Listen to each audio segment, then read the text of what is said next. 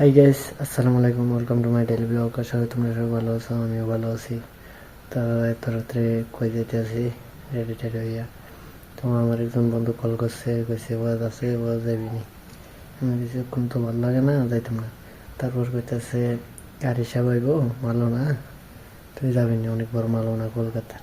আমি বলছি আচ্ছা ঠিক আছে, আমি রেডি টেডি হইতেছি, তুই আয়, আমি যাবো।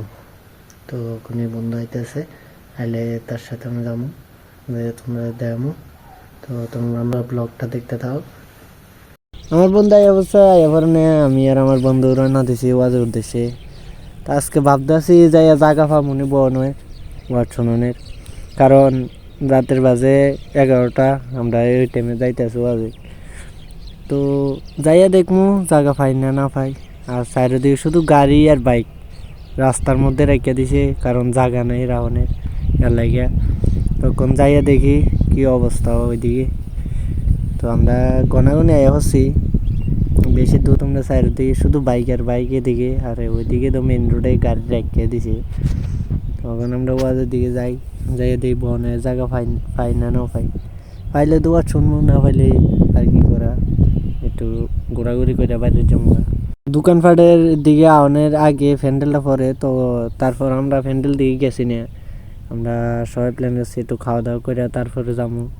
তো আমরা এদিকে আইসি, আইয়া দেখতেছি মানুষ টানুষ কিরকম হয়েছে, দোকানপাট কিরকম হয়েছে। তো দেখতেছি ভালোই হয়েছে।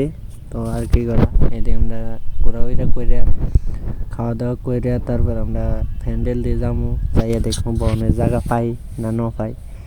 যে হারে মানুষ দেখতেছি মনে হয় না জায়গা পাইমু। তো না পাইলে সিধা বাইরে দিয়ে যাবো গা। তো আমরা খাওয়া দাওয়া শেষ, ঘোরাফেরাও শেষ, তখনে যাইতেছি প্যান্ডেল দিয়ে।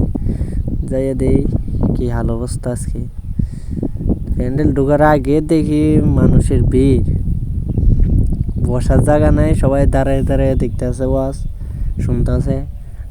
তারপর আমরাও গেলাম, যাই একটু দাঁড়াইলাম, দাঁড়াইলে হালকা একটু ওয়াজ শুনছি, বেশি না, কারণ বসার জায়গা নাই। আর দাঁড়াইয়া মালনের দেখাও যাইতেছে না, মানুষ এত একটু হয়ে গেছে। তারপর আর কি করার, শূন্য টুন্য যা একটু শুনছি, শূন্য তারপরে বাড়িতে বসি। ড্রাইভার বসে থেকে 3 ঘন্টা যুদ্ধ করতে পারবে, এত অস্ত্র লেস আছে গাড়িতে, মিসাইল গোলা বারুদ সব লেস আছে গাড়িতে। গাড়ির ড্রাইভার ভেতরে পরমাণু পর্যন্ত টাচ করবে না গাড়িটাকে, এত দামি গাড়ি বানানো হয়েছে। ইমানদারির সঙ্গে বলুন, তাহলে লোকে বলবে এত সুরক্ষা, তাহলে তো তার কাছে দুর্বলতা নাই, এত শক্তি। আল্লাহর কসম করে বলছি, আল্লাহর কসম করে বলছি,